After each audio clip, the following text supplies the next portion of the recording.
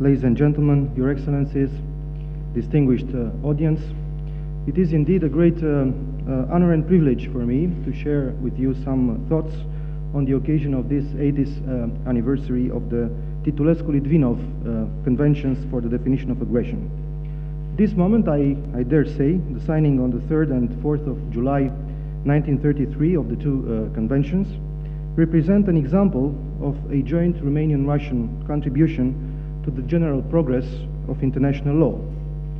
At the beginning of the 20th century, right after the end of the First World War, although the political and social regimes in Romania and Russia were totally different, diplomatic contacts have been established on multiple levels with the purpose to develop an open dialogue leading to relaunching the relations between our two countries.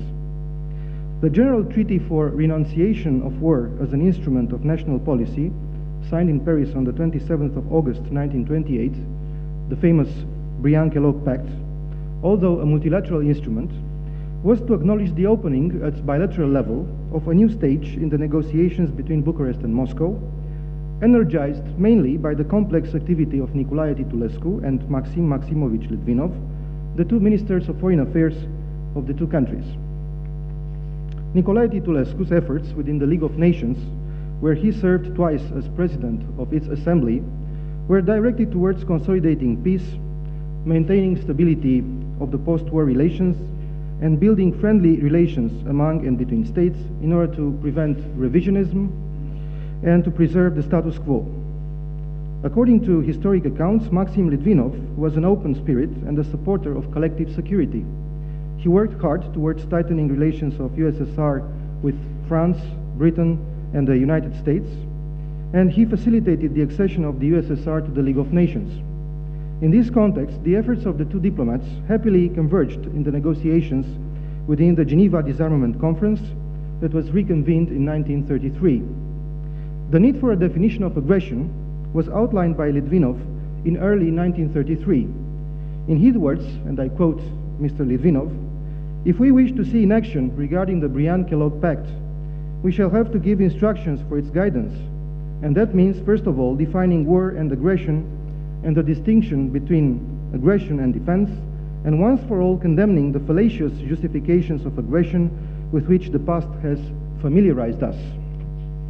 The Soviet proposal of the 6th of February 1933 contained the essence of the definition, focusing, however, not on the aggression, but on the aggressor. Furthermore, the Politis report of the 24th of May 1933 proposed that the definition be part of a general convention for the reduction of armaments. As the atmosphere of the Geneva Conference on Disarmaments was one of mistrust and confusion, Romania and USSR joined efforts to make use of the definition of aggression in order to reinforce regional security. And these efforts led to the London Conventions, which make express reference to the Politis report and to the Soviet proposal. The two conventions for the definition of aggression, also known as Titulescu-Litvinov Conventions, established the basis of what went on to be a widely accepted definition of aggression and a fundamental landmark for the practice of states in international law. The first convention was signed by Afghanistan, Estonia, Latvia, Persia, Poland, Romania, the Soviet Union, and Turkey on the 3rd of July 1933, being open to states immediately adjacent to the Soviet Union, according to its protocol of signature. And the second was signed by Czechoslovakia, Romania, the Soviet Union, Turkey, and Yugoslavia on the 4th of July, being open to all states. Finland also acceded to this convention, to the first one, on the 31st of January 1934. In the very words of Titulescu, pronounced just after the signature of the conventions, I quote Titulescu, "The treaty was signed today has a considerable importance. In a moment when, due to so many events, the international situation is so confused, in this moment, in a vast region of the world, and more precisely in one where it is believed that peace is most seriously threatened, the absolute and consistent obligation of non-aggression was established in the most harmonious way. If this formula is accepted by an as large as possible number of states, it will be possible to work for consolidating the general peace." Addressing his words to Maxim Litvinov, Titulescu said, "Let me add that this treaty has a special significance for my country. It represents a first and important step in the way leading to the normalization of our relations. Romania and the USSR are neighbors, that means that they are compelled to be friends. In this European context, on the 9th of June 1934, the public letters exchanged by the foreign affairs ministers of the Romania and the USSR in Geneva represented the climax of all diplomatic efforts to reopen normal relations between the two countries, this resuming of the diplomatic relations offering the opportunity to deepen and develop the Bucharest-Moscow relations. I'll briefly refer to the importance and legacy of the Titulescu-Litvinov conventions. Essentially, the provisions of the two conventions are identical in the sense that they define aggression or armed attack. They assert the acceptance by the contracting parties of this definition. And finally, they underline the commitment that no political, military, economic, or other considerations may serve as a justification for aggression.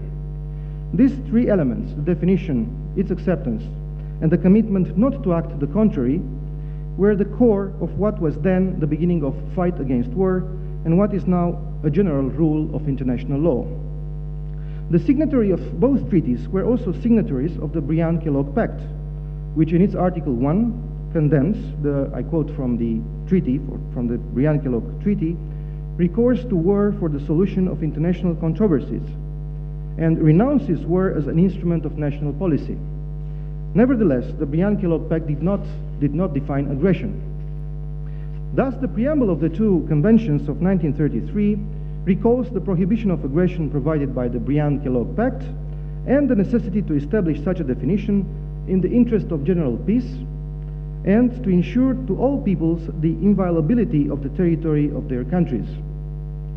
Both treaties based their definition of aggression on the Politis report of the Committee of Security Questions made on the 24th of May 1933 to the Conference for the Reduction and Limitation of Armaments in answer to a proposal that I have mentioned of the Soviet delegation. In short, the conventions enumerate 5 actions which constitute aggression: declaration of war upon another state, invasion by its armed forces of the territory of another state, attack by its land, naval, or air forces on the territory, vessels, or aircraft of another state, naval blockades of the coasts or ports of another state, and provision of support to armed bands formed in its territory which have invaded the territory of another state, or refusal to take in its own territory all measures in its power to deprive those bands of all assistance or protection.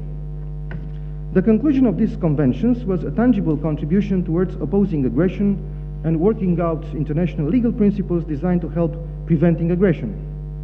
The definition of aggression contained in these two conventions has since been widely used in international law.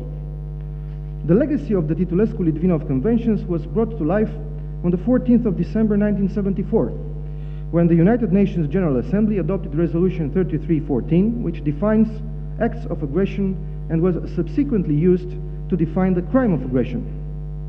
Acts of aggression are defined by the resolution as armed invasions or attacks, bombardments, blockades, armed violations of territory, permitting other states to use one's own territory to perpetrate acts of aggression, and the employment of armed irregulars or mercenaries to carry out acts of aggression. Although somewhat different in approach, the definitions given in 1933 and 1974 are fundamentally alike. In fact, it can be argued that it was the intention of the parties to the conventions to provide a basis for the development and future acceptance by the international community of a generally agreed upon definition of aggression. In this sense, in the preamble of both conventions, the parties deemed necessary to establish the rules defining aggression between them, and I would like to quote here, until such time when those rules shall become universal. As such, Resolution 3314 begins by providing a general meaning of aggression, namely the use of armed force by a state against the sovereignty, territorial integrity, or political independence of another state, or in any other manner inconsistent with the Charter of the United Nations. Thereafter, the resolution goes on to use almost identical words as the Titulescu-Litvinov conventions to emphasize which acts constitute aggression. I mentioned that a somehow different approach can be noted. Indeed, the Titulescu-Litvinov conventions provide not for what acts constitute aggression, such as the resolution does, but for what acts committed by a state make that state an aggressor. And that is why sometimes in the legal doctrine, the Titulescu-Litvinov conventions are mentioned in the legal texts as conventions for the definition of the aggressor. However, the acts and actions, in essence, are the same. Invasions of territories of other states are in both cases on the first places in the list of the forms of aggression. Attacks by land, naval, or air forces, as well as blockades of the coasts or ports, were also incorporated as acts of aggression in the Resolution 3314. One notable difference refers to acts or actions related to armed bands. While the 1933 treaties provide for a low threshold in what may constitute aggression in relation to armed bands, the 1974 resolution raises this threshold and articulates different conditions in order for an act related to these bands to constitute aggression. The Greek politician and Minister of Foreign Affairs of Greece, Nikolaos Politis, was in fact behind the inclusion of support for armed bands as a form of aggression. Perhaps another cornerstone element in the definition of aggression found in the two conventions was the reference to possible justifications or considerations when aggression could be lawful, or to be more precise, the explicit reference to the fact that there are no justifications for aggression, regardless of their nature, including political, military, or economic. And these specific provisions are also included in the United Nations Resolution 3314. The Titulescu-Litvinov Conventions can thus be considered as one cornerstone of the definition of aggression in interstate relations. Nevertheless, they represented also a starting point for very important legal developments with respect to the international individual criminal responsibility, which is the international responsibility for the crime of aggression. Ladies and gentlemen, the prohibition of aggression has become a value of humanity. However, history has shown that effective tools are needed, firstly to deter the commission of the most serious international crimes, and secondly to fight against the impunity of their perpetrators. The Titulescu-Litvinov Conventions were a truly determined effort in an attempt to prevent the replication of atrocities of the First World War, but the lack of universal and consistent commitment in the prohibition of aggression generated, among other factors, the tragic historic events of the Second World War. These events convinced the international community that more effort must be invested in the fight against aggression, the most serious of the international crimes, as stated, for instance, by the Nuremberg Tribunal.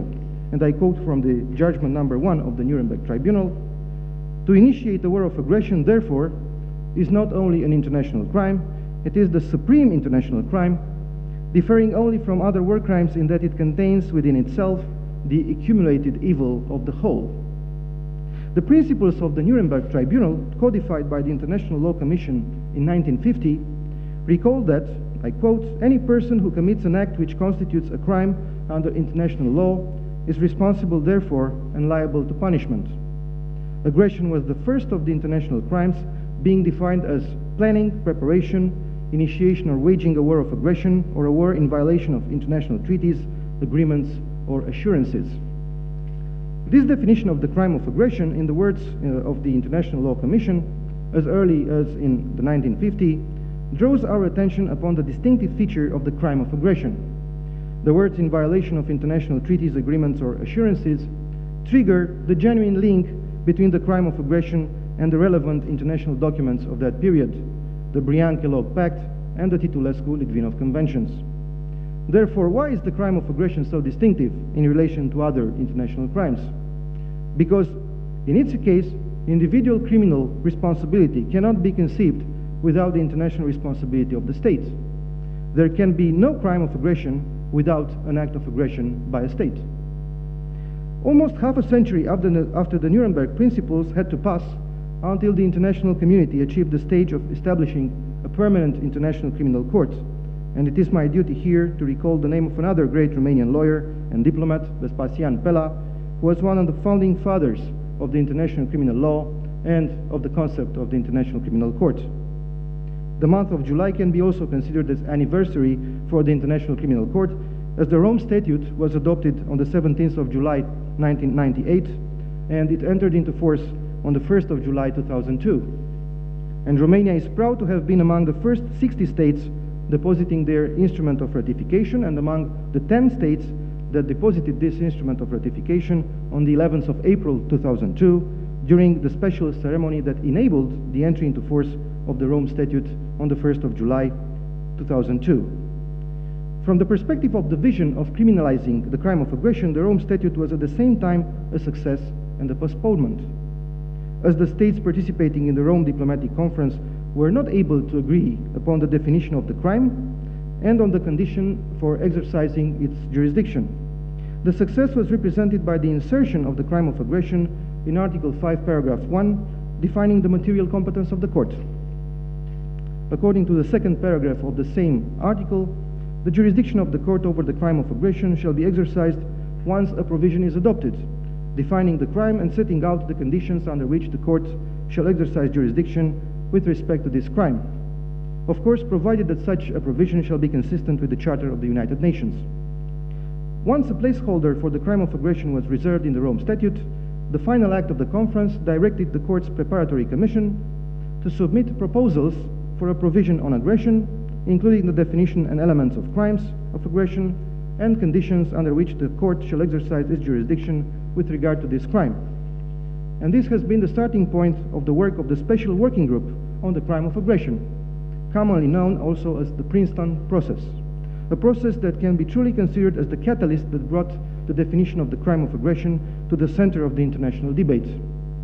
Even if its works started formally in 2003, debate started even immediately after the Rome Conference within the preparatory committee. Romania brought its contribution to this debate by submitting, together with Bosnia-Herzegovina and New Zealand, a proposal on the definition of the crime of aggression, which for the first time separated the substantive part of the definition from the procedural one. It is important to note that this approach was maintained during the negotiations that ended in 2009, short of the Kampala Conference of 2010 that adopted the amendments to the Rome Statute, and it was the basis for the separation that can be noticed now between Article 8 bis, the substantial part of the definition, and Articles 15 bis and ter of the Rome Statute concerning the procedural aspects. In essence, Article 8 bis of the Rome Statute is unavoidably rooted in the concept of the Titulescu-Litvinov Conventions, which was further developed by the resolution of the General Assembly of 1974.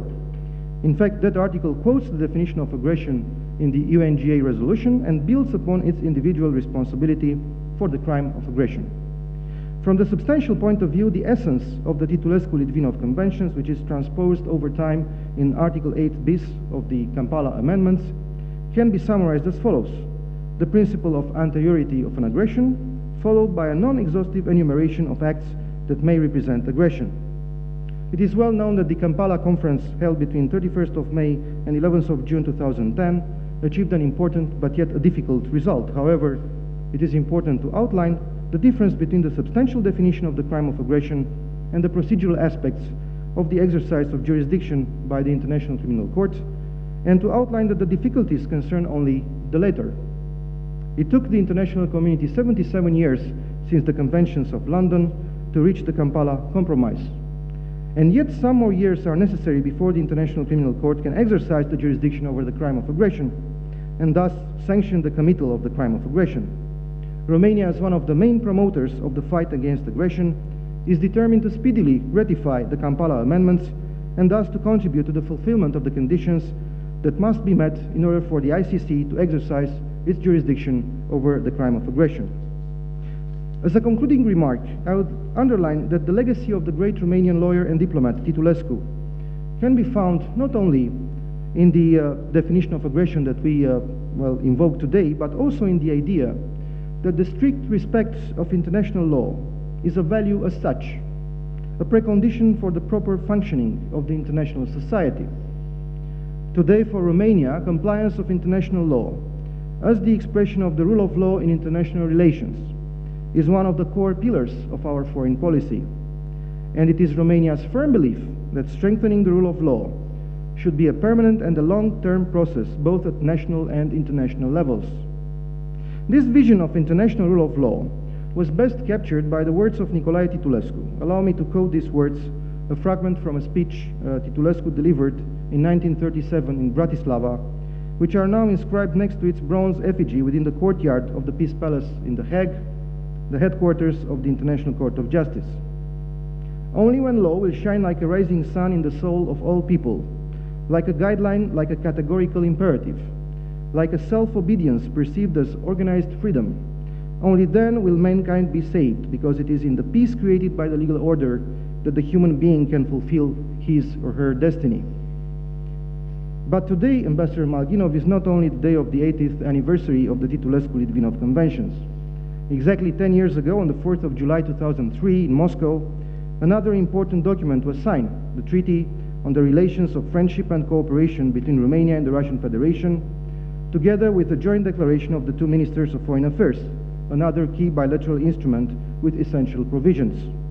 Both these documents, in original, are here with us today. It was an outstanding moment of our bilateral relations, finalized after long years of negotiations, and I am proud to say that I was part of this effort as member of the Romanian delegation from 1997 to the very moment of its signature in 2003, and you can even see my handwriting on the treaty, when I have mentioned there the place and date of the signature. So for us, this treaty represents the basis for the development of our bilateral relations in all fields of common interest, and its spirit must guide our future efforts as well. So, Ambassador Malginov, I have the pleasure to convey to you the letter of Minister Titus Corlățean to his counterpart, Minister Sergei Lavrov, on this occasion. Thank you very much. Thank you.